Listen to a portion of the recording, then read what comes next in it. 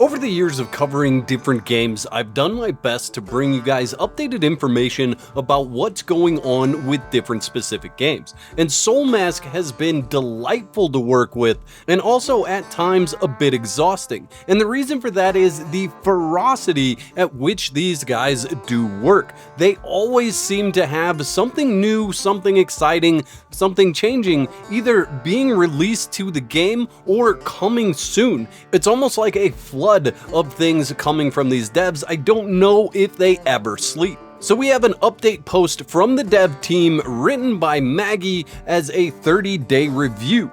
In the past 30 days, we have made nearly 600 modifications based on feedback from chieftains. So your feedback is very important to the dev team over at Soulmask. Please continue to give them feedback on their Discord or in the comments of different videos that you watch, as I know that they do comb through some of that information. Now in this post, there's a look back at what they have accomplished so far, which I'm going to cover a little bit.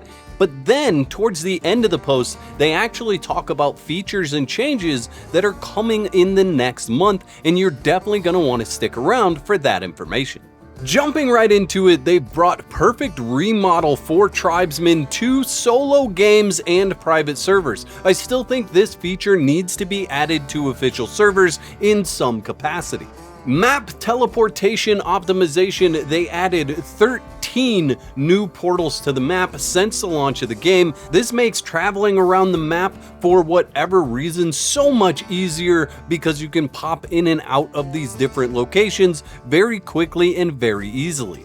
They've added a ton of customization options. So first of all, they have a switch to prevent enemies from respawning in barbarian camps when players are present. So if that's something you don't want to see happen when you're in the middle of a camp, you can adjust that to turn it off. We've introduced new options to adjust the craft limits for bonfires and portals and increase the limits on official servers to 10. This update offers greater flexibility in selecting your base locations. We now support the adjustments of load coefficients, allowing you to carry more ore.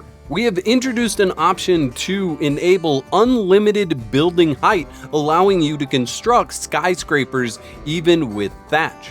We've introduced the option to adjust the morale cost for tribesmen so you won't need to sleep if you prefer. And they plan to continue to enrich the custom options to fulfill everyone's diverse needs. And again, they are asking for everyone to give feedback so that they can craft a perfect game for everyone to play. They've improved the difficulty curve. In our first month, we have been primarily focused on optimizing game difficulty and late-stage statistics. We hope to delve into the intricacies of stat design in future discussions. But they've already adjusted the late-game difficulty curve, particularly in the snow, mountain, and the volcano regions. They've enhanced various difficulty mechanics to improve gameplay balance. Notably, we have removed monsters from dungeon entrances to increase player survival rates during exploration.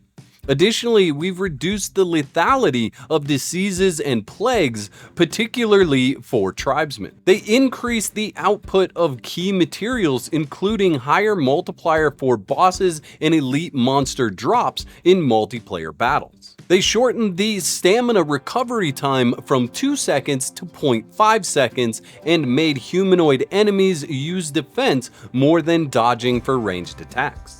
They've optimized the tribesmen followers. Tribesmen are the core to Soulmask. Over the past month, we've reevaluated their roles and found many areas for enhancements. For instance, when acting as followers, their survivability and support to the leader were lacking. To address this, we have improved their combat AI and increased their attack aggressiveness. In assist mode, they can now proactively engage in combat. Additionally, we've enhanced the overall survivability of all tribesmen after being knocked down. They can quickly enter the feigned death state to recover. During this recovery period, enemies will no longer perceive them as threats, making them more valuable allies in battle. Now let's dive into some wild new features that are being added to Soulmask in the upcoming month. Now I'm still undecided on what I feel about these. I'm really gonna have to get in game in order to see what all is going on with these changes, but there are big changes coming to characters. So the first and foremost thing is that as you level up, you're going to unlock talents that are specific for your character. Now, what's really going to matter here is whether these talents are the same for everyone or whether there is random talents that can be unlocked for your character.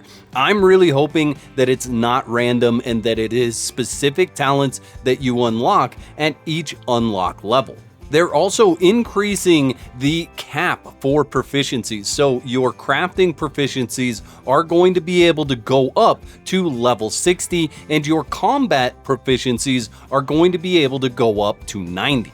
Now, my wonder for this is if this is going to somewhat negate the big loop in the game, which is hunting down and finding the really good tribesmen with specific perks and specific cap levels in their proficiencies. They're also adding data replication. Now, this is the ability for you to scan one of your tribesmen and take their innate talents over to your character. Now, in my personal opinion, the character talents give you a slight edge over looking for the proficiencies. I feel like proficiencies are more important, especially in PvE. I think having a high proficiency gives you the ability to just deal out damage much better. In PvP, that's a little bit different situation. There are some talents that are really good for PvP, so this could make initial starting characters very tanky and very OP in PvP. So it'll be interesting to see how they balance this for PvP, because I think if you can just have a character that you're always able to respawn as, that makes it much easier than having to wait for a tribesman to be recreated that has those specific talents. They are also adding crafting from inventory. Now, my understanding on this is that this is only for the character you're controlling at that point in time. Your tribesmen are still going to have to run back and forth from the different chests in order to craft. So if you're standing on a bench and crafting and something is in your inventory, it will automatically teleport to the bench that you're crafting at. Now, I don't know if this is going to be a mask node that has to be unlocked or how they're going to actually implement this, whether it's going to be right off the bat, but I know a lot of people really wanted crafting from inventory like they have seen in other games, so that is coming to Soulmask. Additionally, they're adding a setting for single player and private servers where you can change the number of followers you can have at one time. Now, they say that's only for single player and private servers right now, but they are looking into expanding that tactical potential for future updates, so it's possible that we may see that come to official servers at some point in time. And finally, they wrap this up by saying that there's more coming in this update. The July update will have a lot more than what is in this post, so you can look forward to that in the near future. Now, I personally feel like these are big sweeping changes coming to Soulmask, and I have to wonder whether it's all good. I don't like every comment and every suggestion that I come across. If I'm being totally honest, some of the suggestions that I've seen totally suck and they take away from what Soulmask is all about. I think the devs have a very difficult job sifting through all the comments and all the responses to the game and deciding what exactly to bring to the game.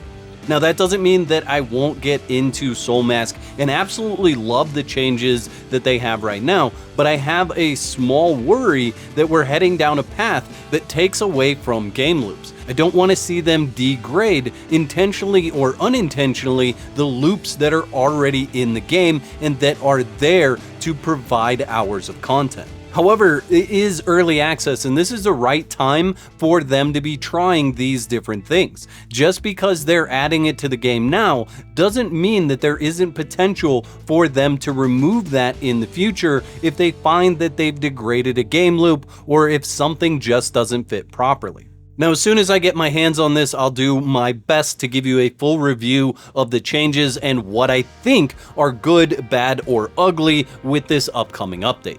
I'd like to thank all my YouTube members for your continued support. Y'all are absolute legends. Don't forget to whack the like button if you enjoyed the video and subscribe for more content. And if you don't want to be out of whack, there's another video on the screen right now that you can click to support more of my content.